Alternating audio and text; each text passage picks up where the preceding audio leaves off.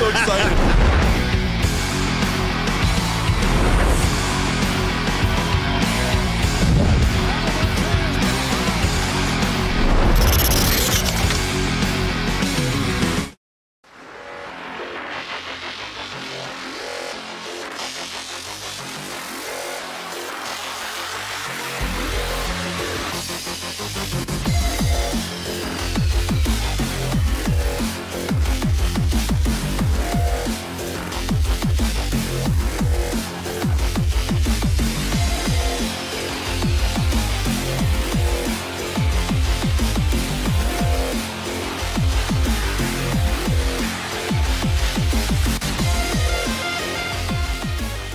It's time for Two Guys and a Goalie with Dustin Nielson, Matt Kassian, and the goalie, Joaquin Gage. 12:02 on Edmonton Sports Talk. Thank you very much for being here today. We got EST afternoons still to come with Joaquin Gage and Hernan Salas. And, I still get a little nostalgic, when Hernan's bringing us in. Just like the old days as a shitty producer with us. It was always very fun. He's been gone for a few years, but he's back. And it's great to see you over there in that chair, Nan. So you gotta love it. He just waved for everyone. I thought he stayed pretty composed on the post game last night, to be honest with you. I'm waiting for a blow up at some point, but Nanso, on a scale of 1 to 10, how Latino heady were you? Yeah, it was a weird night, man. Because you were so high on the McDavid goal. I know. And then that other goal just your heart just ripped out. And you're just like, holy smokes, what just happened? So I think Tommy was more fired up than all of us. Well, when Tommy came on immediately and started blaming the loss on Josh Brown to start, I was just like, oh, it's on now. It's on now. It was fun. Cass was great. And I'm going to bring it up on our show, so I probably shouldn't say anything. But I think Cass had the best take on why the Oilers lost last night. You'll probably bring it up now. Well, we'll probably get into it. It'll ruin your show again, then. So, well. I come in here. I'm waiting. I went to fill up my water. I come back and I heard Hernan going to Gager. I don't want you to talk about anything because you're coming up on our show today. I got a gag order right now. Yeah. Gager can only talk about Oscar Piastri. That's it. That's the only thing today on Two Guys and a Goalie. It's Two Guys and a Goalie brought to you by GS Construction, where they are hiring now. Become a part of the great team today by visiting gsconstruction.ca or their page on indeed.ca. For the past 50 years, the foundation of GS Construction has been built on efficiency, quality, and safety. Take your career to the next level. Join the team at GS Construction today. One more time, it's www.gsconstruction.ca. Oh, boy. That game one was something else last night.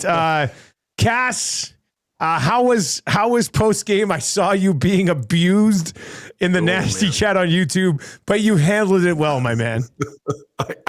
I absolutely took it. People were losing their mind. And what's funny about that is they blow up, and all of a sudden it turns into like I'm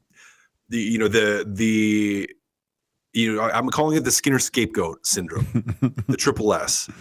Right. And it's like, no matter what you actually say, they hear something else and they just can't think. Like they lose everything and they just start losing it on you, because it's like people are like, oh, you're saying like Skinner was better than Kemper. I'm like, no, I didn't say that. Like, oh, there's comments. No. Kemper wasn't very good either. Yeah. That was what I said. Like, Kemper was just what I said. Yeah, he wasn't very good either. But it was like, oh, you're saying Skinner was better than Kemper, and all this, and then people just kind of blow it way up, and they're like, oh, you're just making an excuse. I'm like, no, I didn't make an excuse for him. I didn't even on that last goal. Like, yeah, he was screened. I didn't say he shouldn't have saved it. I didn't say you can't. He doesn't bear any responsibility for the game or for that goal. At the end of the day, I just don't think ultimately it was his fault. I think you got put in that position. You shouldn't have been put in that position, and it starts with the guy that's running the bench at the end of the game. And that to me was the thing. But yeah, no, there's lots of funny ones too. Some may be a little hurtful, but I'm over it. So we're okay. We're good. Gage, were you consuming the post game show last night? See what was going down? I loved it because it was. I found it helpful with my speed reading to try to read the nasty chat first of all. Oh yeah, good luck. Oh my gosh, it was so quick. And then I'm reading the nasty chat, and then Cass goes, I'm going to give you a reason why the Oilers lost. And I was like, oh, and I said this morning, and I go, and then I finally kind of, oh my gosh. And I knew what you were going to say, Cass. Oh, we lost Cass for a quick sec there. Hopefully he reconnects. But right then I knew, oh my gosh, I think he's going to start talking about the decision to keep those guys out there. And there were so many things last night that added to the reasons why the Edmonton Oilers lost that game. Yeah. And that was that's kind of where I wanted to go. Like, because there's so many things to discuss. There's so many things. And I mean, partly because it's playoffs and partly because everything's like magnified to the 1000th degree. But man, there was just so many little things that you look at through that game and you just shake your head. But then there's brilliance on the other side of it. Like it was one of the most entertaining, not even hockey games, like sporting events I've watched in a long time. And phenomenal for guys like us who are going to talk about this thing all day the next day. Like, Cass, you like we said, there's a lot of different reasons they probably lost that hockey game. And taking what you said, and we'll get into it and maybe even expand on it a little bit, putting McDavid and Draisaitl out there again is a coach's decision. It backfired. Overall, would you hang the loss on Knobloch? Yes. Yeah. Just because of that one play, or like because of other decisions throughout the game too? Okay. Yes. Like his other decisions, like he also was responsible for getting them back in the game with the decisions that he made. Yeah. But yes, ultimately I pin it on him because that's a coaching decision at a crucial time to put out tired players to go for the series victory in game one. Because that's what it was. It's like, well, if we beat them here, they're going to be completely crushed. Their spirit is broken. You know, they emotionally, like, you want to talk about doubt and we can't beat the Oilers and this and that. It's like, no, you're going for the sweep.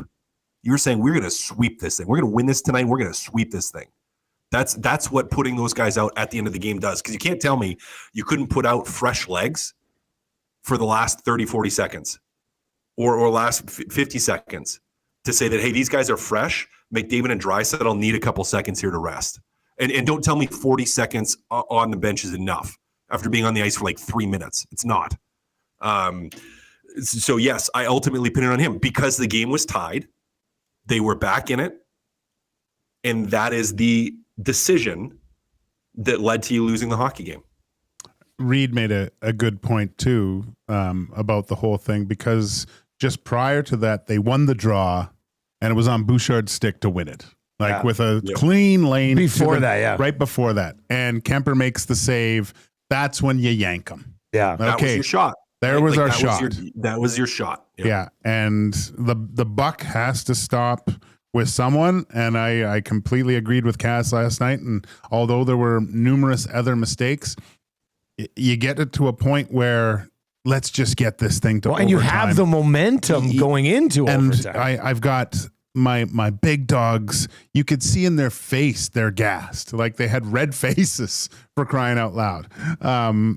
Just get it to overtime here and let them sit, recoup, and go at it. And maybe he thought he had LA on the ropes, but you have to have a better understanding of where your guys. Because Connor actually did. When he was coming off the one time and he was like making a gesture with his hand, and that was like I'm gassed right now. And then he sat down, he put another line out, and then called the timeout or whatever, right? So how much do you put on the players too, Cass, at that point, or are they just too juiced to try to win it? There's got to be a little bit. Like if they're too gassed, they got to be like, I'm too gassed. But do you really think that McDavid and Draisaitl, the two best players in the world, are going to come off? Like, you think they're going to say that? I know. Like that's you know, as a coach, that ultimately is to know your players and to make that decision. And if they're upset with you, I think it's a pretty easy explanation to say you've been on the ice 3 minutes out of the last 4.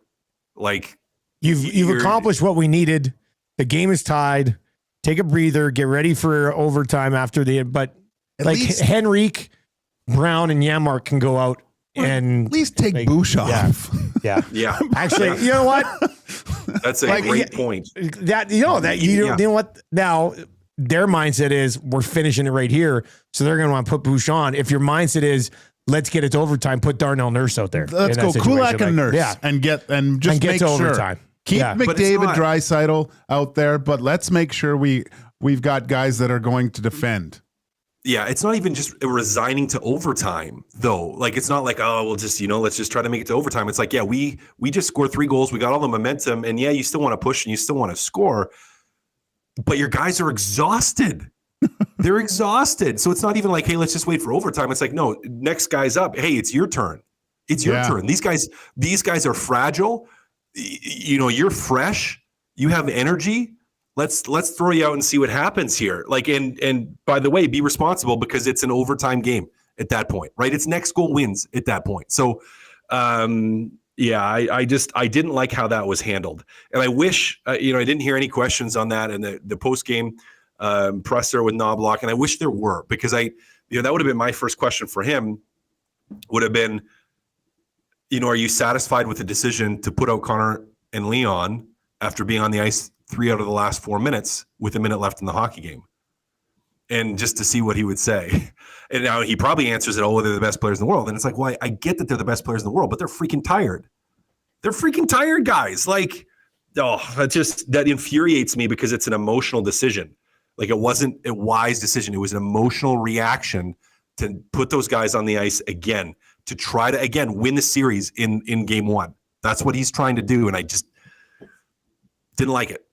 Okay, so let's get to the game-winning goal itself, because we know how it ended, but Gage, your thoughts on how the whole play developed? There's not a lot of time left in this game. They get the puck off the draw, and then McDavid turns it over. Bouchard kind of stays at the blue line to try to bat it in. It gets past him. Draisaitl hesitates just enough that he's not going to be able to catch Deneau. And then I know I was hard on Bouchard this morning, and I'm not backing off anything I said there. I don't know if this is piling on, because I'd love your guys' thoughts on it, guys who played the game. I mean, he skates back alongside Fogel. Fogel goes to the net, and Bouchard just sort of slides out to the right and watches everything else happen. Didn't try to block the shot. Didn't try to put Fogel. It kind of just got out of the way, which as a goalie, I mean, maybe that's, I don't know if that's what you're supposed to do in that situation, but just from the moment that puck dropped with those guys on the ice in the offensive zone to when it ended up in the back of the net, Gage, or take us through your thoughts on how that all played out. Well, first, I think that Bouchard was at the wedding rehearsal for Fogel next summer as he walks Fogel down and then goes into the best man. The aisle. Walks him down the aisle and slides off to the into the line as the best man. So he's got that down. So we're good. All right. But just like this, buddy? Yeah, just like that, man. That's probably not the right time to go into that. I mean, again, guys are tired. McDavid soft dump trying to get it instead of making sure. Bouchard, whatever. But I didn't like Stuart Skinner's his tracking of the puck. And Nance was going to kill me, but we were talking about this. It's not as good. It's not as good as it usually is. And his tracking of the puck, like on that play? Yeah. Well, or the whole night. Like the game. The whole night. I just think he's not doing enough. And yet, look, you're going to be screened, but as a job of the goaltender is to locate the puck. And the Byfield goal, he seemed a little bit behind, didn't track it properly, didn't realize it was off to the side till later. I'm not going to put the Fiala goal because it was a great play by Kempe and there was a screen, but you could see Stuart Skinner is delayed getting across because he doesn't recognize the initial pass from Kempe to Fiala at that point. And on the last goal, you can see what's happening. Fogel comes, but there has to be a little bit more of a battle to find that puck. You can't just hope at that point. That's too important. Get closer to the point of deflection. Make yourself as big as possible at that point. I mean, there was just no patience in his game. And yeah, I put a lot. I know it's hard. It's a very difficult and it's a weird situation, but you can't tell me it's not a stoppable puck. It's not like he wired that thing barring in. Like you could have stood up and looked around and made that save standing up easily. And I never thought about the stand up and look around. He's just now he was at right at the top of his crease. Like I didn't think he was too. In fact, if he would have been a little bit deeper in the net, probably would have hit him on the shoulder. Might have actually saved it. He might have like it was going so slow. You might have only seen that through the peripheral vision of your eyes and go, oh my gosh. Yeah. You know, but I know there were a lot of factors to lead to that goal. But I just think, and even the two giveaways from Bouchard, Kempe makes a great play. Danault, great shot. And I was talking to Ron Lowe about it when he was there. You just want a save there. I mean, the Kempe one was pretty sweet. That would have been, I think, a tough one. You can't, like, there's been years past, and, you know, you look back at just goaltenders in playoff situations. I mean, I'm looking at Cujo getting the paddle down. I know exactly what you were thinking. Like, that's where that save comes from. Yeah. And as a goalie, you've made them before, and you've done it in points. But at that moment, if you could have snagged that Kempe one or made a big save on Danault, that's a game changer. Thought he almost had the Kempe one. It was close, man. Close. All right, Cass. I mean, we went to a lot of places there. But I got a lot for you here. Yeah. Okay, good. I'm just gonna send one more. I'm going to send one more picture. I've started sending you guys some pictures. Are you sending us pictures? Are they nice? I'm trying to send pictures. I'm trying to send one more. I think it's the definitive. Okay. The definitive one. Where I zoomed in a little bit here. This is the game winner here. This is the game winner. Like I'm not gonna disagree with Gager on the other goals in the game. I don't think it's right to, like, on the stoppable pucks. Gager, I think you nailed all that. On the last goal, though, and I don't have it on the clip, but you can see there's a great angle that is on the replays on the NHL website that you can see. So you should pull it up if you have the ability to do that. And you can see that Leon Draisaitl doesn't take a hard stride until Danault's at the red line. Now, Danault's not skating that fast, but Leon is gassed. Yeah, he's gassed. You can see that's why you can kind of see he's just two pushes with one leg, one push with the other, and then he recognizes danger, but he has nothing in the tank. He has nothing in the tank, so he can't push back. So that's the coaching decision on that. Now, first thing I'll point out is on the play, and even on the pictures I showed you, is Evan Bouchard does an absolutely blankety-blanking poor job of doing anything, as you mentioned. Now, I know what he's trying to think is he's trying to get out of the way, because if Danault shoots down low, you don't want to be screening and have a double screen on Stuart Skinner. So I understand that, but your play here is one of two things. It's front the puck or it's clear the guy out, because Foegele has a free path all the way through, right to Stuart Skinner's eyes. Now, the very last photo that I sent you, you can see, so if you slow it down and you stop, like Foegele, a wonderful, beautiful job on that jump. Like that's about as well-timed jump as you're going to get on a fluttering shot. But if you look, so I don't know if that last photo has gone through, but you can see if you go frame by frame and you slow it down, like Foegele basically has Stuart Skinner's eyes the whole time, and Skinner has to crouch down, look to the left, which is where Danault's body is. So he's thinking this is where the body is. This is where he looks down. And Foegele takes his eyes away the whole time. So he can't see it. He can't see that it's a flutter shot. You know, his reaction is not, you don't go down anticipating that it's going to be a knuckleball through the air.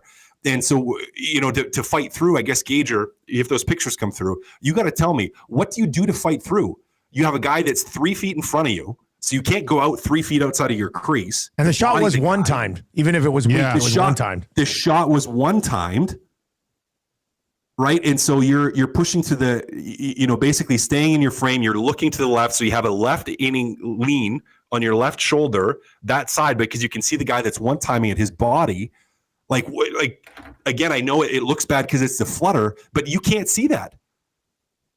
Well, like, and can I just throw one little X factor in here, Cass? And you've done a great job breaking this out.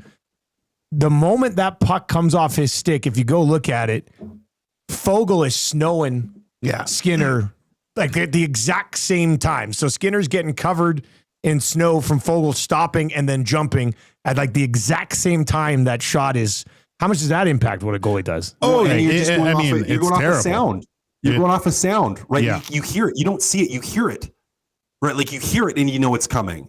And I think he throws that right leg out because he doesn't see it come to the left, right? The area he does see, he's like, the puck's not here. He's just throwing something out and hope it's like. So again, like it's not like it's a great goal. I'm not saying Stuart Skinner, played an unbelievable game, but I'm just saying, like, when we look at that play, it comes down to three things. The first is that Danault never should have been in that position by himself. Leon Draisaitl should have been back, but he had no energy to do so. The second would be Evan Bouchard, do something in front of the net. Do something in front of the net. The guy drove straight to your goalie, unimpeded. Gage, what do you want as a goalie in that situation? Like, it's so hard, man. Because I look at, who I'm taking Vasilevsky as an example, and it's granted, but when he does everything to look around, like, and he's a tall guy. He sometimes stands up, like almost on his tippy toes to look over top, right? And look, I'm just saying at that time.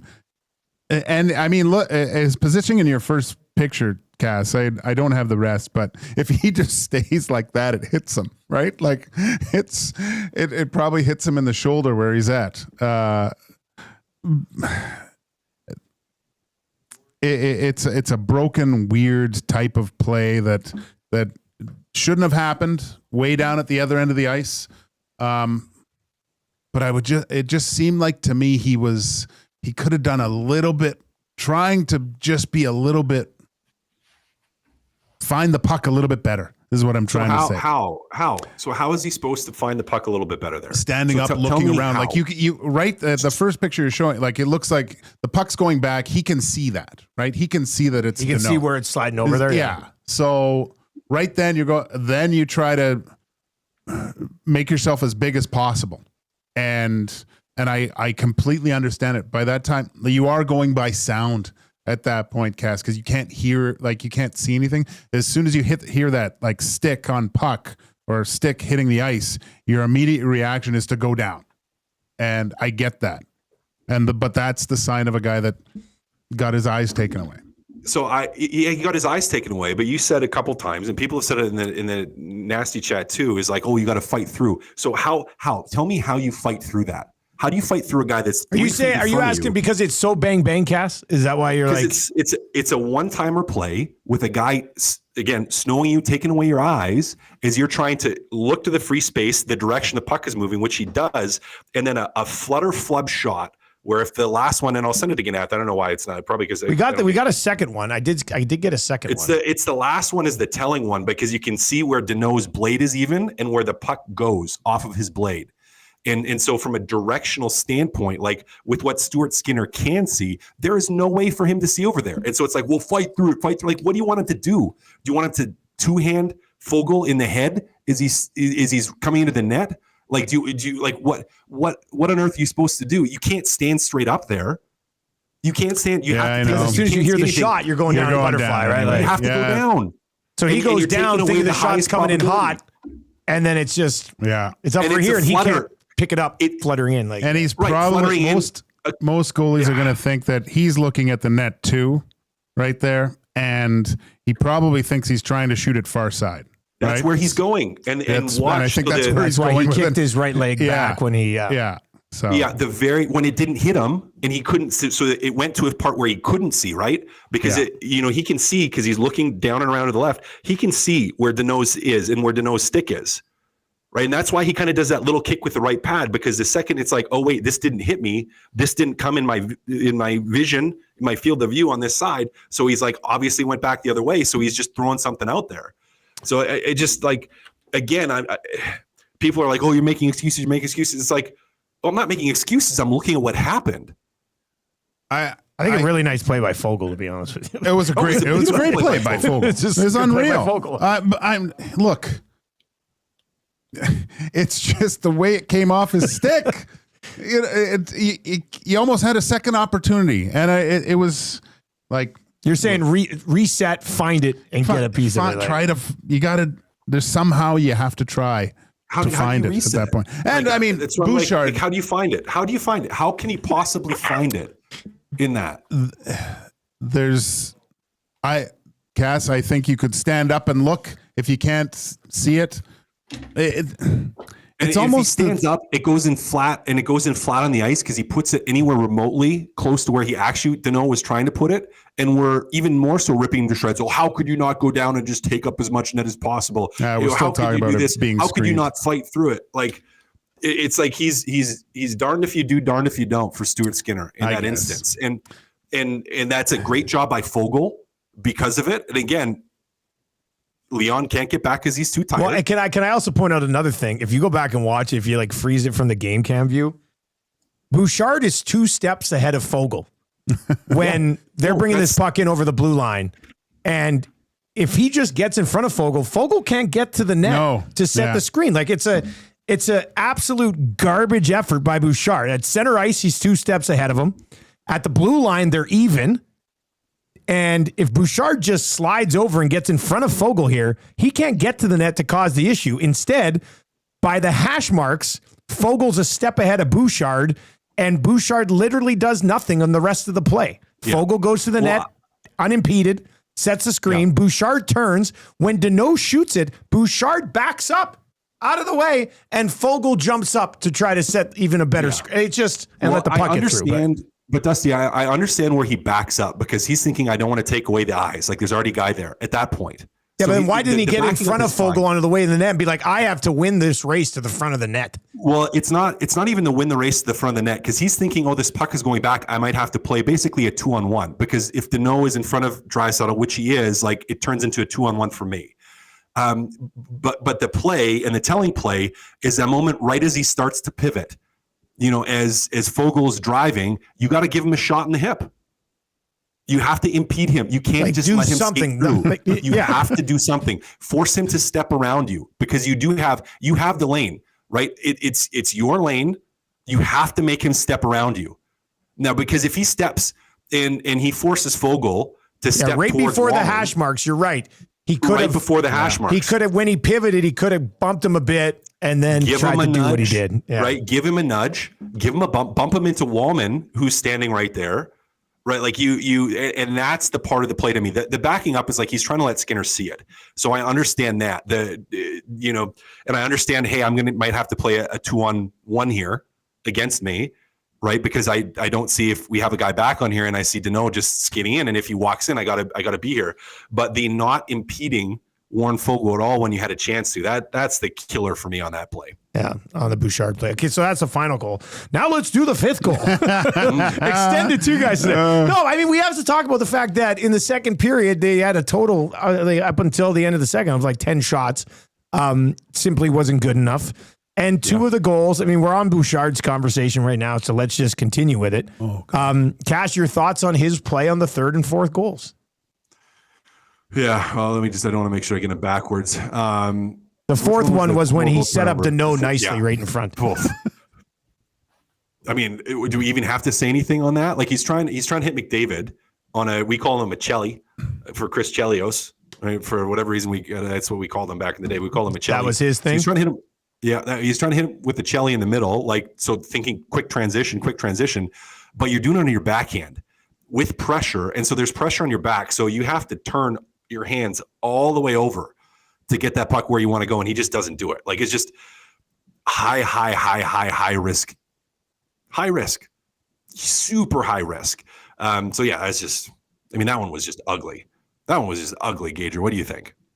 Oh, it was terrible. Like, all he had to do was chip it off the wall and McDavid, an indirect pass to McDavid at that point, right? Because he's already turning up the other way and no one's going to catch him. There was no one on that right side. It was just again, how many minutes did Bouchard play yesterday? Like 28, something like that yesterday. So you get tired and you make poor decisions. He made 2 very, very poor decisions on both of those plays.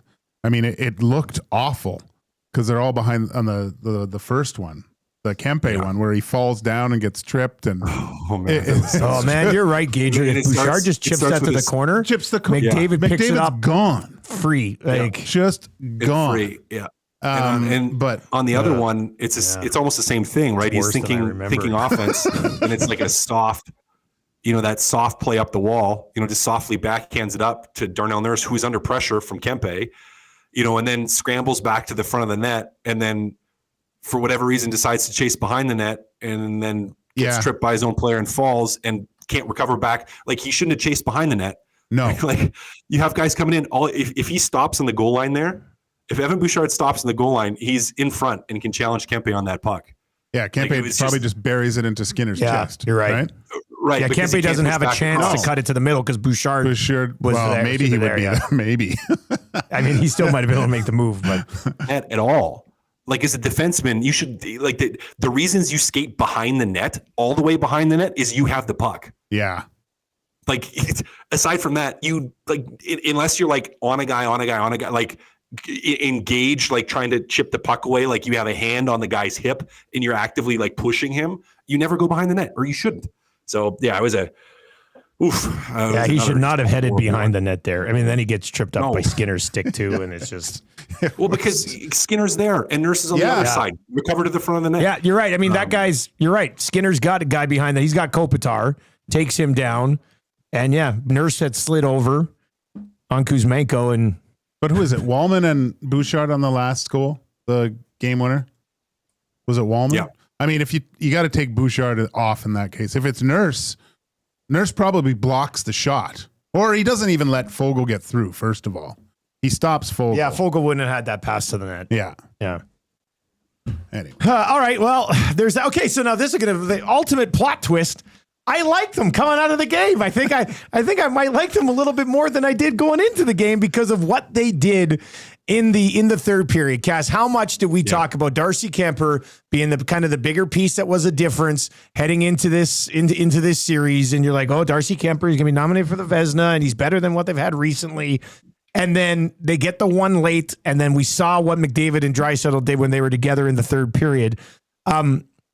Coming out of this game, the Kings got game one. I think they probably have to be happy, but the Oilers are like, oh, we only really played for 21 minutes and we scored 5 times on Darcy Kemper. I kind of think, you're disappointed, but you see a path here for the Oilers. Do you not? Yeah, I think so. But I always think this game heading into it, and I said this on the pregame show, like this game was a must win for the LA Kings. It wasn't a must win. I mean, they're all like huge games. It's hugely important still. It's not like that loss doesn't hurt as the Edmonton Oilers, but it's not nearly as important for you as it was for the LA Kings to win that game. At the same time, even though LA won it, you got some puckered cheeks over in that LA dressing room after that one, right? Like now I know there's the emotion of, well, you actually win it. And yes, you did manage to ultimately hang on and you get the win. But I think you're a little terrified of what that's the one where you get home and you're like, thank God. Jeez. Like, oh my goodness. And Darcy Kemper is human. And I think, and here's the thing I forgot. Darcy Kemper didn't play, like when they won the cup in Colorado, Darcy Kemper did not play a good, significant portion of that playoffs. And I feel like we have built him up because of him winning a cup to being otherworldly. When it's like, no, he's been okay. But if he let in the goals, so let's just reverse this. Like if he let in the goals, or if Stuart Skinner let in the goals that Kemper let in, we would be absolutely shredding Stuart Skinner. If Skinner let in the same goals Kemper did, like the McDavid goal in particular, like the game tying goal, like you would be eviscerating him for that. Like and so for the Edmonton Oilers, I think it's okay mentally, or you're in a good place mentally because you're looking at this saying like, we almost came back. We only played 20 minutes and look what we did. And by the way, we can light this guy up, right? We may have not done it during the season. He may have a really good goals against average, but Vezina is like, this guy's going to give us opportunities. We're going to be able to score on this guy.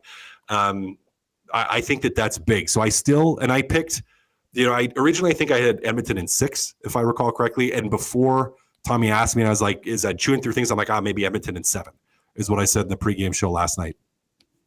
Still might have to run with that, but based on that third period, if Edmonton can find that gear as a whole, I do like the Oilers' chances. Statue Boss Production over the chat says, except Kemper won, and that's all that matters. Except, here's the thing. When Skinner plays poorly and wins, people are still bitching about Stuart Skinner. You know what I mean? It's not like, winning's enough. You need to play well to get it done. Gage, your thoughts on what you saw from Kemper in the third last night, and can the Oilers continue to do what they did for 21 minutes? Those games by both goalies chips away at the confidence, right? So what do you have to do? You have to build that back up somehow. I said it this morning on your show, Dusty, for Stuart Skinner, it's very difficult in that situation to allow that goal at the end and know how hard your team worked to get back into that game. You feel you suck being that guy. Yeah, that's part of being a goalie, though. And if you're Kemper now, you've shaken him a little bit. Where, and this is again, you can't pass up an opportunity to shoot the puck on this guy at this point, because you were able to chip away at him. He couldn't make a save. He couldn't make the save that stopped the bleeding in the third period, and that erodes the confidence. So, and I said it the first two periods, you can't come out of the first two periods with 10 shots. Well, and like Reed, I think Reed said it last night. Cass, you might have said it as well. I think I watched pretty much most of the postgame show, but like through the first 40 minutes when they couldn't score on Kemper, what good save did he make? The one-timer on Draisaitl on the power play, and that's it. Like he really didn't have to do anything else for the first 40 minutes. Nothing until the Draisaitl goal. Yeah. So I don't know. I don't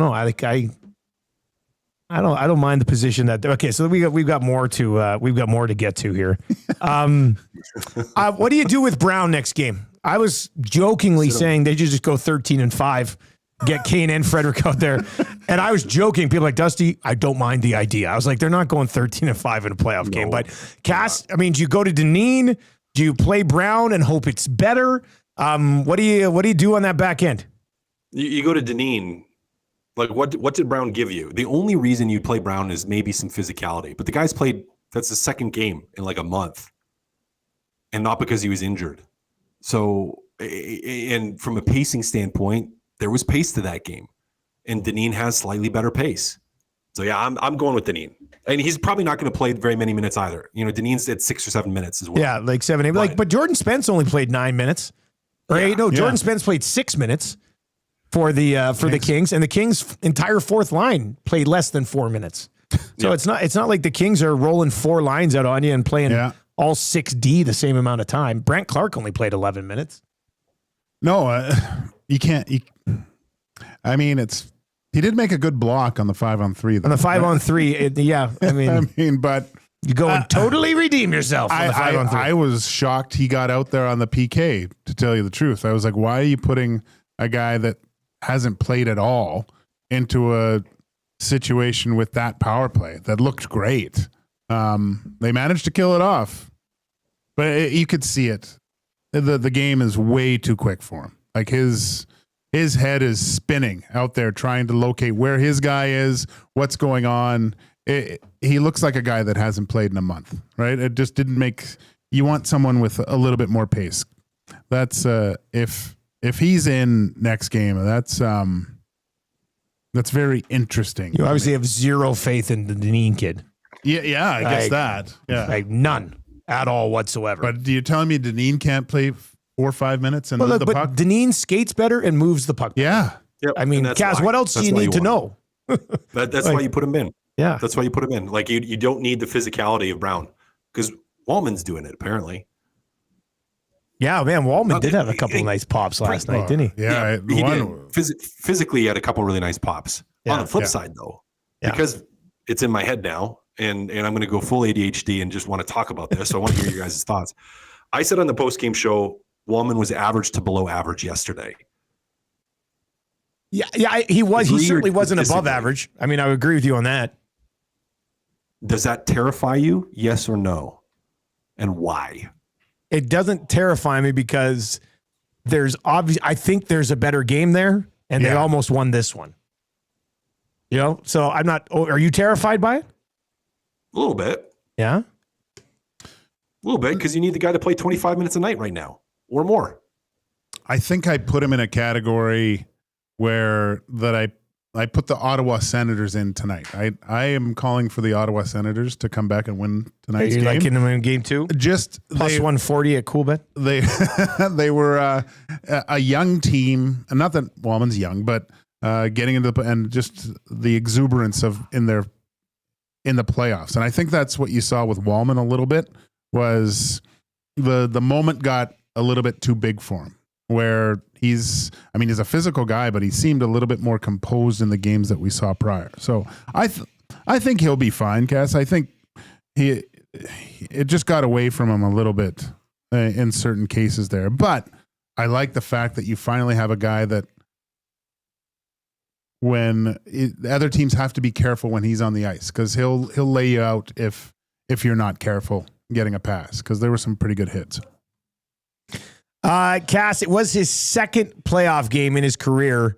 Do you factor that into how you would assess his game last night? I mean, a classic. No. Oh, I thought we were in mute. No, I was just thinking for a second. And the reason that or it shouldn't factor into it is like, are we going to criticize Jeff Skinner and be like, oh, it's his first playoff game?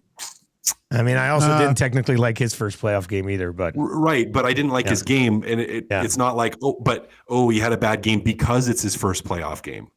Or like, that's not the reason he had he is a veteran guy. Like, the moment shouldn't get to you that this is your very first playoff game in round one now. So I don't know. I don't factor that in. I wouldn't use that as a justification for how he played for Woman. All right. It is Two Guys and the Goalie, presented to you by GS Construction. 780-218-9999. 780-218-9999. Or hit us up over in the Nasty Chat on YouTube. We're 42 likes away from changing 100 here on Two Guys today. There's almost 300 of you watching. So hammer a thumbs up for us. Let's hit that 100. And sub to the channel if you haven't already. If you're liking our playoff coverage, this just in, we are very good at talking sports year round. So join us all the time if you'd like to be entertained. And, you might not agree with everything we say. We probably don't agree with everything you say, but that's what sports talk is about. If Kane is good to go in game 2, Cass, who comes out? According to you, Brown. Yeah. That's the tough question, isn't it? Yeah, 13-5.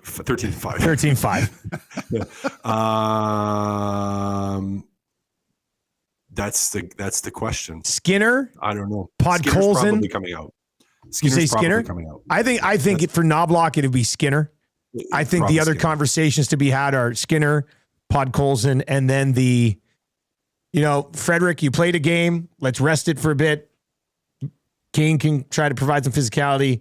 We'll get you back in game 3 type of thing.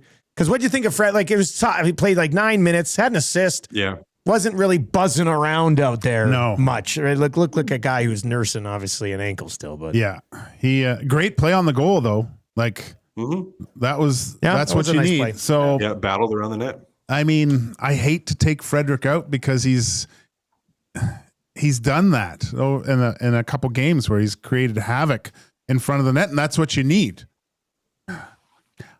God, I just wanted to see Skinner, Brown, and McDavid together. I just wanted to see it. I thought they should have started the game with that. I thought they should have started the game with that. What? I don't get that. You had something for a while there. Anyways, it's probably Jeff Skinner that comes out. Although I don't know. I thought he almost scored. I think it hit the knob. The one shot he had there in the first. Yeah, like he got it and ripped it, right? Like, and I was like, okay, there's definite just a shot mentality with him. And I mean, he had another chance where he probably should have let it go and tried to make it a little bit better. But yeah, just from the overall season of what they've done, I'm assuming that it's Skinner that probably comes out if Kane's in next game.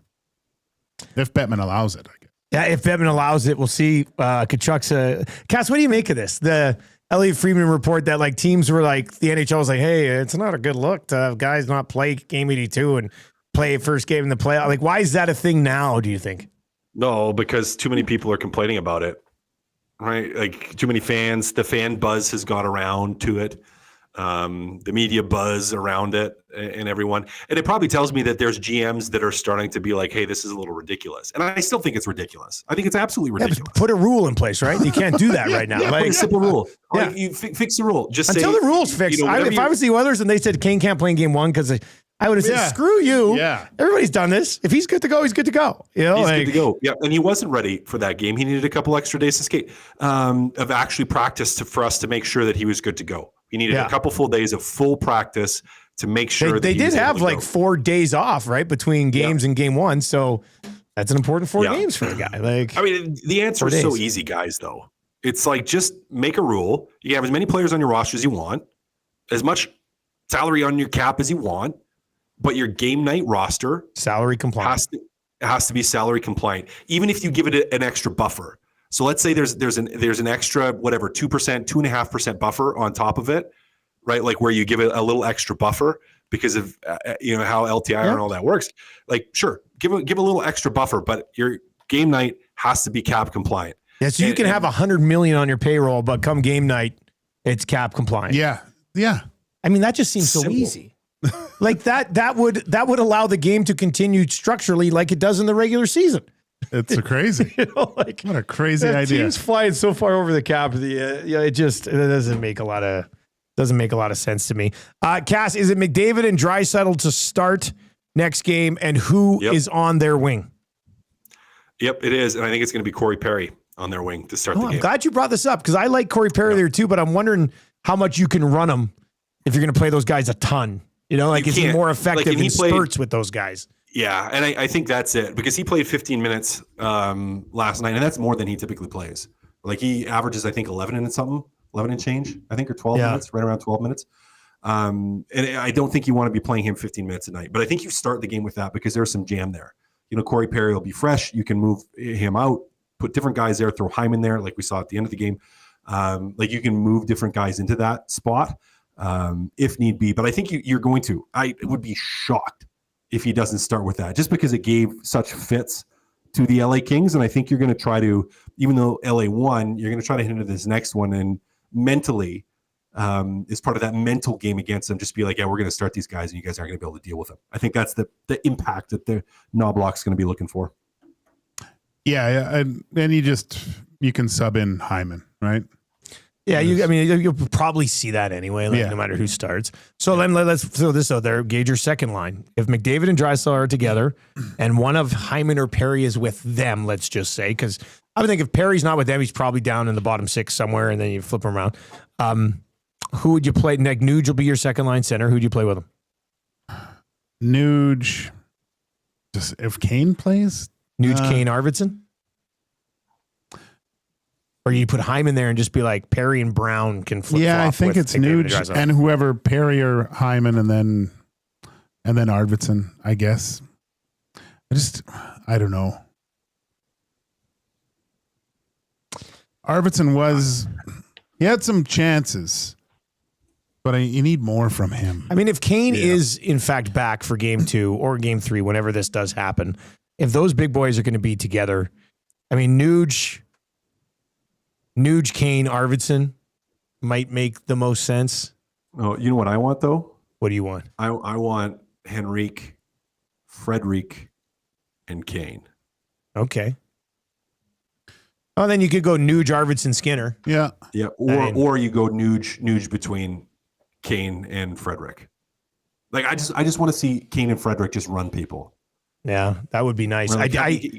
Yeah. I was furious after the first period last night when it's like the Oilers out-hit the Kings, and I was like, wait a second, like the Oilers weren't finishing anything in the first period. And then McDavid had a hit. Was it early in the third or late in the second? Smoked someone along the boards, and I was like, okay, like let's see what ends up happening. Who did hit him in the back of the head after he smoked him too? Like that's a penalty. Like that's head contact, whatever. Was it Byfield? It was Byfield. I think I know the play. It was Byfield against the boards there too. How's that not a penalty? Well, the officiating last night was. I mean, it was bad for both. Yeah, it was. Bad both ways. Yeah, but that shouldn't be like, it shouldn't just be acceptable to be bad for both. You know what I mean? Like, why don't we ever say, man, that was a really well officiated game on both sides in the playoffs? Like, we just sort of accept that. Well, if it's bad for one team, it's bad for the other. That's okay. Like, just do better. Like, do better at your job. It's so inconsistent that I don't know. I wrote something down here right when we were talking about popping on a post game and then reading the chat for the first time, and it's just speed reading. Yeah. Gager, do you buy into speed readers? Like those guys who can just look at a book and go, like.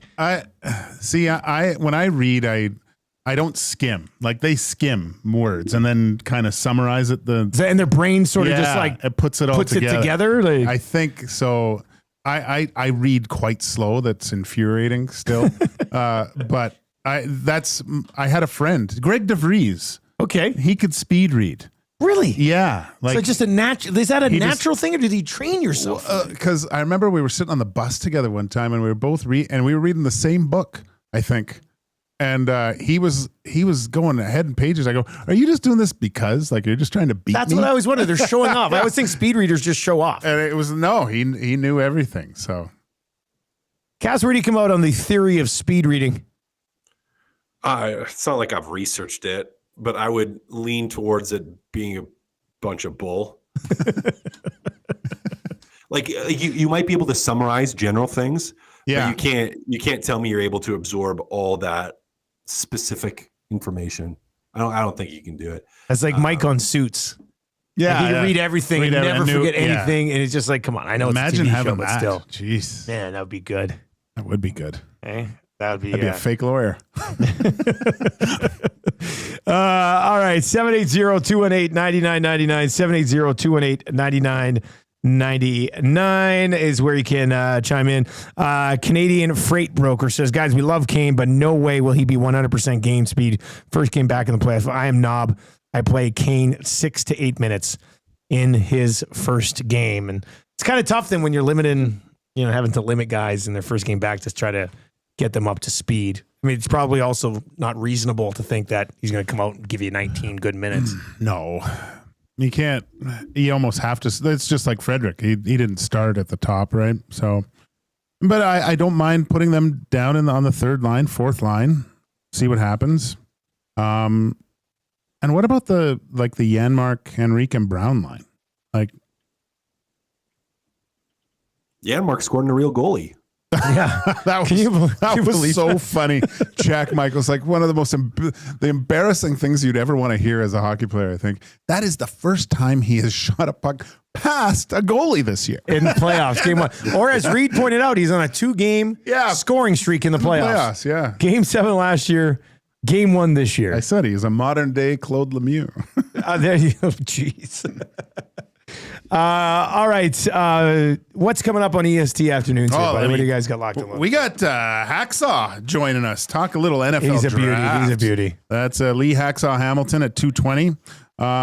We'll dive deeper into this Oilers Kings game and get you ready for some highlights, lowlights. Some highlights, lowlights, and of course tee up Reed and Jay at 3:00. Cass, are you ready for game 2? Will you be able to handle another post-game chat or what? Just all depends on how it goes. Which is funny. Skinner's shutout, you'll be fine. Oh my gosh. If I'm sitting there watching, it's like I already have the narrative. Like I know what the narrative is going to be in the nasty chat and that people are going to want the narrative to be during the game. And in a game like yesterday, it just changed so many times. They just changed so many times. But yeah, I'll get there. I'll get there. I'll have to gird my loins a little bit and make sure the skin thickening cream is well applied for whatever the post-game show throws at me. All right. If you're watching over on YouTube, turn on autoplay. It'll take you right on over to EST Afternoons. Gage is going to stay in that chair. Hernan's going to move into this one. Ice Cube will be ready to take you through the afternoons. The Reed Wilkins Show from 3 until 6 to follow as well. 17 likes away from hitting 100 thumbs up on Two Guys today. So if you wouldn't mind just giving us the thumbs up here before the end of the show, we would very much appreciate that. Get Hernan fired up today, eh, Gager? Get Hernan a little fired up. It's tough because he's still sedated with nicotine and tequila. From his vacation, yeah. Yeah, that is. I think we're about 2 or 3 games away from Hernan's head exploding in this series, so that'll be a lot of fun. All right, that is going to do it for Two Guys and Goalie. Brought to you by Sandman and his crew over at GS Construction, where they are always looking for more of you to join them because they're extremely busy because they're extremely successful, setting the industry standard for 50 years with quality, efficiency, and safety driving their success. GS has a foundation built on teamwork, and they want you to become a part of that team. Visit www.gsconstruction.ca and click Ready to Work, or visit their page at Indeed.ca. And with their Next Up Person program at GS Construction, it's not just a job, it can be a career. For Matt Kassian, Joaquin Gage, I'm Dustin Nielson. I'll talk to you tomorrow morning, setting up game 2 between the Oilers and the Kings on the Nielson Show. Stick around. Great content coming up for the next 5 hours. Take it easy.